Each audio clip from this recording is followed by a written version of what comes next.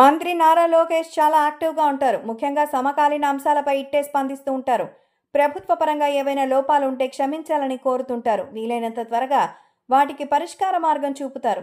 గతంలో విదేశాల్లో ఇరుక్కుపోయిన వారిని ఇట్టే తీసుకొచ్చేవారు. అటువంటి బాధితులంతా లోకేష్ని ఆశ్రయించడం ప్రారంభించారు.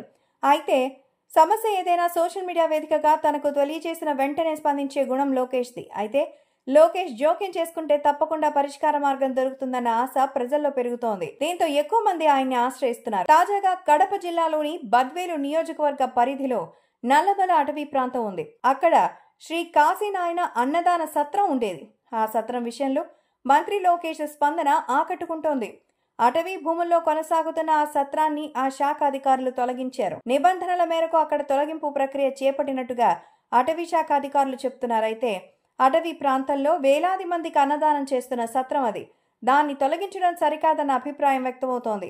విషయం లోకేష్ వరకు వెళ్ళింది. అధికారుల చర్యకు తాను క్షమాపణ కోరడమే కాదు, తన సొంత ఖర్చులతో తొలగించిన భవనాన్ని పునర్నిర్మిస్తానని లోకేష్ హామీ ఇచ్చారు. సాధారణంగా రాజకీయ పార్టీల నేతలు ఇచ్చే హామీలు అమలు కావాలంటే కొద్ది సమయం పడుతుంది. కానీ లోకేష్ అలా కాదు. అలా మాటిచ్చారో లేదో గంటల వ్యవధిలోనే లోకేష్ టీం రంగంలో దిగింది.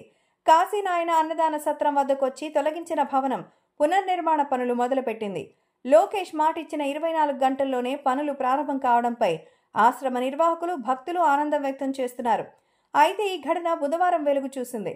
సోషల్ మీడియా వేదికగా లోకేష్కి తెలిసింది. అధికారులు చేసిన తప్పిదానికి లోకేష్ క్షమాపణలు చెప్పడమే కాకుండా తన సొంత డబ్బులతో భవనాన్ని నిర్మిస్తానని హామీ ఇచ్చారు. ఆ వెంటనే తన టీంని బద్వేల్ పంపించి సత్రం నిర్మాణానికి అవసరమైన యాక్షన్ తీసుకోవాలని ఆదేశించారు. గురువారం తెల్లారేసరికి భవన నిర్మాణానికి పునాదుల తవ్వకాలు ప్రారంభించారు.